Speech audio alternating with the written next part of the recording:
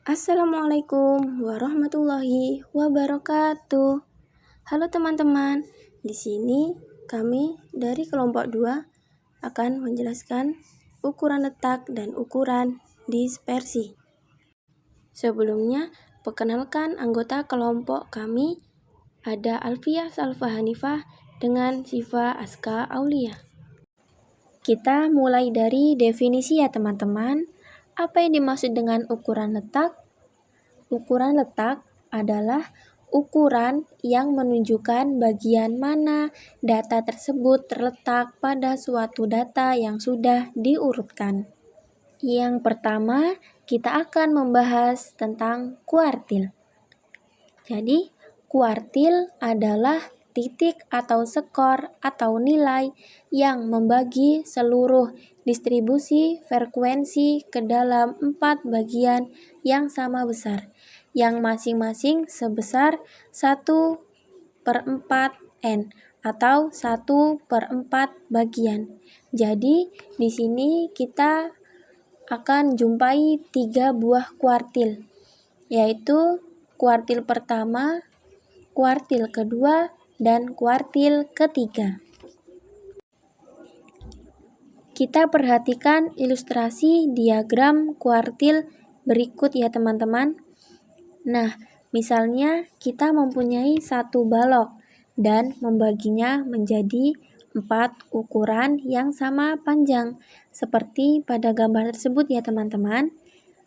Bagian yang paling kiri kita sebut dengan pengamatan terendah, dan yang bagian kanan kita sebut dengan pengamatan tertinggi, di mana setiap ukurannya mendapat 1/4 bagian, dengan 3 bagian yang di tengah kita sebut sebagai kuartil 1, kuartil 2, dan kuartil 3. Kuartil 1 bisa disebut dengan kuartil bawah, dan kuartil 2 sama dengan kuartil tengah atau median. Kuartil ketiga bisa disebut kuartil atas. Nah, itulah ilustrasi diagram kuartil yang hampir sama dengan ilustrasi desil dan persentil. Namun, masih banyak lagi ilustrasi lebih lengkap yang bisa teman-teman baca dan pahami di berbagai referensi buku. Selanjutnya, kita akan memahami bagaimana langkah-langkah untuk menentukan nilai kuartil, yaitu yang pertama, mengurutkan data tersebut menurut nilainya. Yang kedua, menentukan letak kuartil. Yang ketiga, menentukan nilai kuartil. Selanjutnya, rumus menentukan letak kuartil ke I pada data tunggal. Letak kuartil ke I sama dengan I dikali dengan N plus 1 dibagi dengan 4, di mana KI sama dengan kuartil ke I, dan I sama dengan 1, 2, 3, tergantung dari redaksi yang ingin kita cari. Dan yang N, banyaknya data atau observasi. Dengan catatan, jika letak kuartil ke I yang diperoleh bukan nilai asli, maka untuk menentukan nilai diperlukan pendekatan interpolasi linear. Jika kuartil terletak pada nilai urutan antara K dan K plus 1, di mana D bagian desimal dari nilai urutan tersebut, maka nilai kuartilnya adalah sebagai berikut. Nilai K sama dengan data ke K dijumlahkan dengan D, dikalikan dengan data dikali data K plus 1 min data ke K, Agar tidak bingung dengan rumus yang ada, kita perhatikan contoh soal berikut.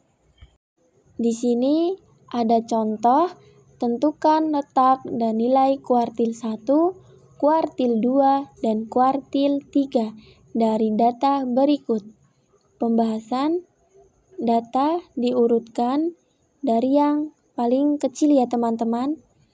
Setelah diurutkan, kita bisa lihat data ke-1, data kedua, data ketiga, dan sampai data ke-7, yaitu 21. Tanpa menggunakan rumus, di sini kita bisa langsung menentukan kuartil 1-nya adalah 3, dan kuartil 2-nya adalah 9, dan kuartil 3-nya sama dengan 18. Kita buktikan dengan menggunakan rumus yang ada. Untuk nilai kuartil 1, 2, dan 3. Kuartil pertama sama dengan I per 4 dikali dengan 7 dijumlahkan dengan 1. Karena yang dicari kuartil yang pertama, maka nilai I diganti dengan 1. Nilai N diganti dengan 7. Karena jumlah data yang kita punya yaitu sebanyak 7. Sehingga melalui proses perhitungan yang diperoleh, letak Q1 sama dengan 2. Kita lihat nilai yang diperoleh bukan desimal. Jadi, letak Q1 terdapat pada data kedua dengan nilai 3. Untuk nilai kuartil kedua dan ketiga pada contoh ini dengan menggunakan cara dan metode yang sama. Bisa diaplikasikan sendiri ya teman-teman. Good luck! Selanjutnya yaitu desil. Apa sih pengertian desil itu? Jadi, desil adalah sebagai titik atau skor atau nilai yang membagi seluruh distribusi frekuensi dari data yang diselidiki ke dalam 10 bagian yang sama besar, yang masing-masing sebesar 1/10n. Selanjutnya, kita akan mengetahui langkah-langkah untuk menentukan nilai desil, yaitu yang pertama, mengurutkan data tersebut menurut nilainya. Yang kedua, menentukan letak desil. Yang ketiga, menentukan nilai desil. Rumus menentukan letak desil ke I pada data tunggal hampir sama dengan kuartil, yang membedakan hanya pembaginya, yaitu 1/10. Letak DI sama dengan I dibagi 10 dikali dengan N plus 1, di mana DI sama dengan desil ke I, dan I sama dengan 1, 2, 3, 4, 5, 6, 7, 8, dan 9. Dan N banyaknya data atau observasi. Dengan catatan, dengan nilai desimal yang kita peroleh pada saat penentuan letak data, maka diperlukan pendekatan interpolasi linear. Agar lebih mudah untuk memahami, kita langsung ke contoh soal. Tentukan nilai desil 2 dan desil kelima dari data berikut. Kita langsung ke pembahasan. Pertama, data diurutkan berdasarkan nilainya, sehingga diperoleh data pertama dan data kedua adalah 1, karena angka 1 muncul sebanyak 2 kali. Data ketiga 2, dan data keempat dan kelima adalah 3, sampai data ke-15 yaitu 10. Jadi, jumlah data yang kita punya pada soal ini adalah 15, sehingga nilai N kita substitusikan 15. Kita perhatikan cara menentukan desil kedua berikut. Pertama, menentukan letak desil kedua dengan rumus nilai I kita substitusikan 2 karena yang dicari adalah nilai desil yang kedua. N kita substitusikan 15 ditambah 1 dibagi dengan 10 sehingga dari proses perhitungan diperoleh 32 dibagi 10 sama dengan 3,2. Karena angka yang diperoleh bukan bilangan asli, maka untuk menentukan nilai desil 2 diperlukan pendekatan interpolasi linear berikut. Dengan K sama dengan 3 diperoleh dari satu letak desil kedua. K tambah 1 sama dengan 4 dan D sama dengan 0,2. Diperoleh dari angka di belakang koma letak desil kedua. Kita perhatikan rumus menentukan nilai desil kedua. Yang diperoleh adalah 3 sehingga formulanya menjadi X3 ditambah D dikali X dikalikan dengan data keempat dikurangi dengan data ketiga. Kita lihat dari data yang sudah diurutkan. Data ketiga nilainya adalah 2, D 0,2 dan keempat di 3 dan ketiga adalah 2. Sehingga di proses perhitungan yang kita lakukan diperoleh nilai desil kedua adalah 2,2. Jadi, letak desil kedua terletak di antara data ketiga dan data keempat dengan nilai 2,2. Selanjutnya kita menentukan nilai desil kelima. Kita perhatikan prosesnya. Karena yang dicari adalah nilai desil kelima, maka nilai I disubstitusikan 5 dan nilai N menjadi 15. Sehingga diperoleh 80 dibagi dengan 10 sama dengan 8. Karena angka yang diperoleh bilangan asli, maka letak desil kelima terdapat pada data ke-8 dengan nilai 5. Nah, sekilas dari persentil, dari namanya kita bisa tahu bahwa pembaginya adalah 100. Namun, untuk lebih jelasnya, apa itu persentil? Kita perhatikan penjelasan berikut. Jika suatu data dibagi menjadi 100 bagian, 1/100 N, yang sama didapat 99 pembagi, dan setiap pembagi itu disebut persentil. Adapun langkah-langkah untuk menentukan nilai persentil yaitu yang pertama, mengurutkan data tersebut menurut nilainya. Yang kedua, menentukan letak persentil, menentukan nilai persentil. Rumus menentukan letak persentil ke I data tunggal. Letak PI sama dengan I dikalikan dengan N ditambah 1 dibagi dengan 100. Adapun PI yaitu persentil ke I dan I 1, 2, 3 sampai dengan 99 dan N banyak data atau observasi. Untuk lebih jelasnya kita perhatikan contoh soal berikut. Tentukan letak dan nilai persentil 11 dan persentil ke-90 dari data berikut. Untuk pembahasan kita mengurutkan menurut nilainya, sehingga diperoleh data pertama adalah 25, data kedua 35, data ketiga 40, sampai dengan data ke-10 yaitu 95. Kita perhatikan rumus atau formula menentukan nilai persentil ke-11.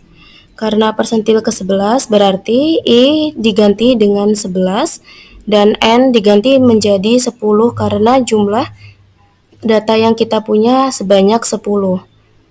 Sehingga melalui proses perhitungan diperoleh 121 per 100 sama dengan 1,21. Karena angka yang diperoleh bukan bilangan asli, maka Untuk menentukan nilai persentil 11, diperlukan pendekatan interpolasi linear sebagai berikut.